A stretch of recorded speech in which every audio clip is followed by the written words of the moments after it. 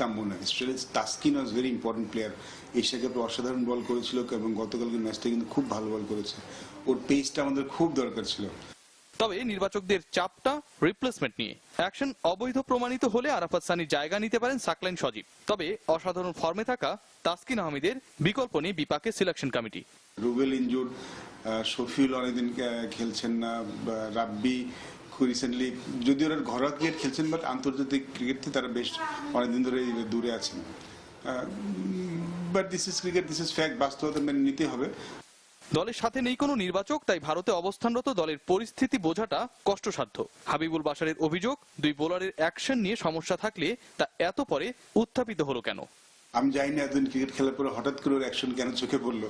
Is been playing for while long time, এতদিন কিন্তু কিচ্ছু শুনিনি। আরাফাত সানি কিন্তু অনেকগুলি ম্যাচ খেলে ফেলেছে, এতদিন কেউ কিচ্ছু বলেনি, সাডেনলি হঠাৎ করে ওদের অ্যাকশনের প্রশ্ন উঠে গেল কেন, এটা আমার নিজের কাছে একটা অনেক বড় প্রশ্ন। বাট রিয়াসাত আজিম,